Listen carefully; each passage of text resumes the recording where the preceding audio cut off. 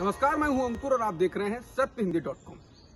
सत्य हिंदी की खबरें शुरू करें उससे पहले आपको ये बता दें, जैसा कि आपको पता भी होगा कि सत्य हिंदी का ऐप आ चुका है और उसको डाउनलोड करने के लिए आपको इस वीडियो के डिस्क्रिप्शन में जाना होगा। इस ऐप को आप गूगल प्ले स्टोर से भी डाउनलोड कर सकते हैं। और अब नजर डाल लेते हैं अब तक की सुर्खियों पर। लब जिहाद, कोरोना जिहाद, यूपीएससी जिहाद जैसे शब्दों के बाद अब एक नए शब्द की खोज की गई है। नाम है रेहड़ी जिहाद। इस रेहड़ी जिहाद शब्द के जरिए दिल्ली के उत्तम नगर इलाके में फल सब्जी बेचने वाले विक्रेताओं को निशाना बनाया जा रहा है। दरअसल ये शब्द चर्चा में तब आया जब दिल्ली के उत्तम नगर में खुद को हिंदुत्ववादी कहने वाले लोग इसके खिलाफ सड़कों पर उतरे। इस दौरान वे हाथों में लठ लिए हुए थे।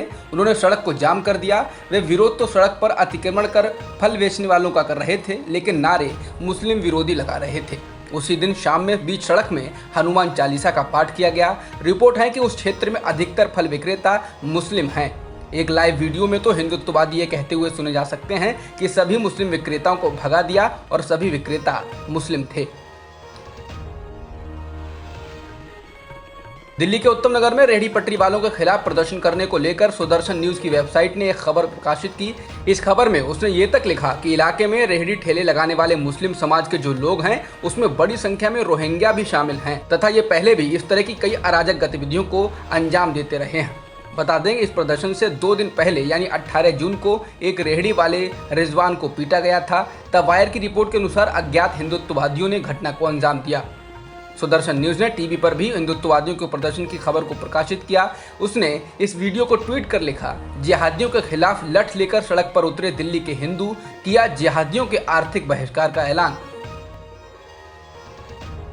वित्त मंत्री निर्मला सीतारमण ने कोरोना से प्रभावित सेक्टरों के लिए 1.1 लाख करोड़ रुपए की कर्ज गारंटी स्कीम का ऐलान किया है। इसके तहत वे उद्योग जो कोरोना से प्रभावित हुए हैं बैंकों या दूसरे वित्तीय संस्थाओं से कर्ज लेंगे तो केंद्र सरकार उसकी गारंटी देगी। इसके अलावा आत्मनिर्भर भारत कार्यक्रम के तहत आपातकाल स्थितियों में उद्योग को कर्ज लेने पर भी केंद्र सरकार उसकी गारंटी देगी। इस योजना के तहत 1.5 लाख करोड़ रुपए का इंतजाम किया गया है। वित्त मंत्री निर्मला सीतारमण ने कर्ज गारंटी स्कीम के तहत स्वास्थ्य क्षेत्र के लिए 50,000 करोड़ और दूसरे क्षेत्रों के लिए 60,000 करोड़ रुपए की व्यवस्था करने का ऐलान किया। स्वास्थ्य क्षेत्र के लिए जो पैसे रखे गए हैं उसके तहत अधिकतम 100 करोड़ रुपए का कर्ज लिया जा सकेगा। इस स्कीम के तहत ब्याज की अधिकतम दर 7.95% है।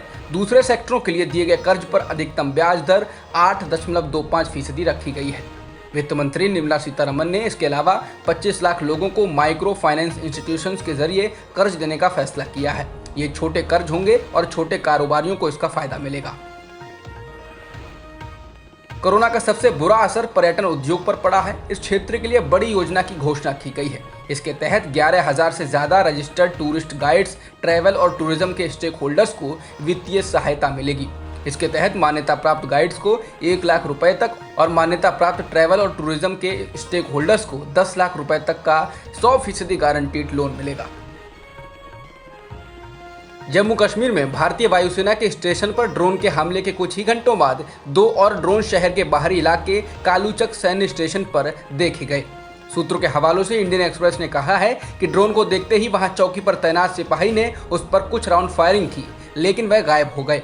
हालांकि सेना के अधिकारियों ने अभी इस घटना की पुष्टि नहीं की है। बता दें, इससे पहले रविवार को ही देश में पहली बार आतंकवादी हमले में ड्रोन से 2 विस्फोटक उपकरण वायुसेना के स्टेशन पर गिराए गए थे, जिसमें वायुसेना के 2 जवान घायल भी हो गए। जिसके बाद चिंताएं बढ़ गई हैं, क्योंकि अगर ड्रोन से हमले किए जाएंगे तो मुश्किलें बढ़ना लाजमी है, क्योंकि ये रडार के पकड़ से नीचे होते हैं। बीएसपी प्रमुख मायावती ने यूपी जिला पंचायत अध्यक्ष के चुनाव को लेकर बड़ा ऐलान किया है। मायावती ने कहा है कि उनकी पार्टी इस चुनाव में नहीं लड़ने जा रही है। मायावती ने कहा कि इसके पीछे का कारण है कि उन्होंने नेताओं से विधानसभा चुनाव की तैयारी करने को कहा है। इसके अलावा मायावती ने बीजेपी पर निशाना साधते हुए कहा कि बीजेपी भी समाजवादी पार्टी की तरह काम कर रही है, जिसके कारण लोकतंत्र की जड़ें कमजोर हो रही हैं। मायावती ने साथ ही कहा कि विपक्षी पार्टियां और मीडिया बीएसपी को कम न आंके। समाजवादी पार्टी के अध्यक्ष अखिलेश यादव ने रविवार को कहा कि जिला पंचायत चुनाव के लिए उनके उम्मीदवारों को नामांकन दाखिल करने से रोकना दिखाता है कि चुनाव की निष्पक्षता और शुद्धता बर्बाद हो चुकी है। अखिलेश यादव ने कहा कि ये लोकतंत्र की हत्या की साजिश है। पूर्व सीएम ने कहा कि वाराणसी और गोरखपुर में जिला पंचायत सदस्यों के चुनाव में बीजेपी को हार का सामना करना पड़ा था। ऐसे में अगर उसके बाद भी उनकी पार्टी के अध्यक्ष पद के उम्मीदवार निर्विरोध चुने जाते हैं तो ये किसी चमत्कार से कम नहीं। अखिलेश यादव ने कहा कि सत्ता, धन और धोखाधड़ी का ये प्रयोग साबित करता है कि बीजेपी जनादेश का सम्मान नहीं करती है। बता दें, शनिवार को समाजवादी पार्टी ने दावा किया कि 11 जिलों में उसके उम्मीदवारों को स्थानीय प्रशासन और पुलिस की मदद से नामांकन पत्र दाखिल करने से रोक दिया गया, जिसके कारण बीजेपी के काफी उम्मीदवार बिना किसी रुकावट के जीत जाएंगे। बीजेपी ने दावा किया कि उसके 25 उम्मीदवार निर्विरोध ही जीत रहे हैं। उत्तर प्रदेश की सियासत में चल रही तमाम उठापटक के बीच कांग्रेस महासचिव प्रियंका गांधी वाड्रा लखनऊ में डेरा डालने जा रही हैं। प्रियंका मिशन यूपी में जुटेंगी और उनकी कोशिश 2022 के विधानसभा चुनाव में पार्टी की दमदार मौजूदगी दर्ज करवाने की होगी। प्रियंका जुलाई से हर महीने के ज्यादातर दिन लखनऊ में रहेंगी। कांग्रेस के लिए ऐसा करना बेहद जरूरी भी है, क्योंकि चुनाव में महज 8 महीने का वक्त बचा है और कांग्रेस के पास प्रियंका और राहुल गांधी से बड़ा चेहरा यहाँ नहीं है। लेकिन राजकीय प्रभारी होने के नाते प्रियंका के कंधों पर ज्यादा बड़ी जिम्मेदारी है। ऑल इंडिया मजलिस इत्तेहादुल मुसलमीन यानी AIMIM के प्रमुख असदुद्दीन ओवैसी ने रविवार को घोषणा की है कि उनकी पार्टी अगले साल उत्तर प्रदेश में 100 सीटों पर चुनाव लड़ेगी और पार्टी ने चुनाव के लिए उम्मीदवारों के चयन की प्रक्रिया को भी शुरू कर दिया है। उन्होंने ये भी कहा कि AIMIM भागीदारी संकल्प मोर्चा के हिस्से के रूप में चुनाव लड़ेगी, जो सोहेल देव भारतीय समाज पार्टी के अध्यक्ष ओम प्रकाश राजभर के नेतृत्व में छोटे दलों का गठबंधन है। वहीं यूपी की पूर्व सीएम मायावती ने ओवैसी के साथ गठबंधन करने की रिपोर्ट्स को सिरे से खारिज करते हुए कहा कि बीएसपी किसी के साथ गठबंधन नहीं करेगी। उन्होंने कहा कि बीएसपी AIMIM के साथ मिलकर लड़ेगी, ये खबर बिल्कुल भ्रामक है।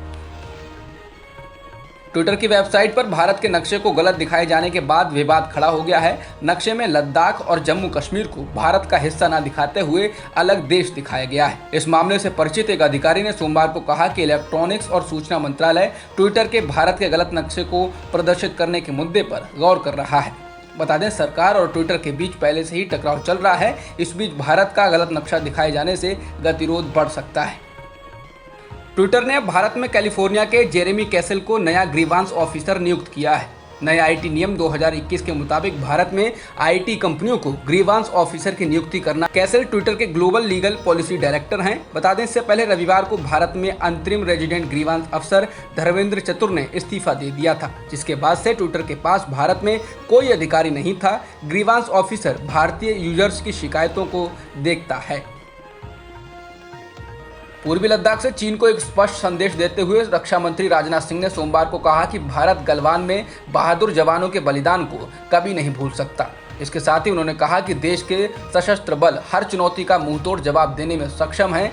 लद्दाख के दौरे के दूसरे दिन एक कार्यक्रम को संबोधित करते हुए सिंह ने कहा कि पड़ोसी देशों के साथ बातचीत के जरिए मुद्दों का समाधान निकालने का प्रयास किया जाना चाहिए, लेकिन इसके साथ ही उन्होंने ये भी कहा कि अगर कोई भारत को धमकी देने की कोशिश करता है तो भारत इसे बर्दाश्त नहीं करेगा।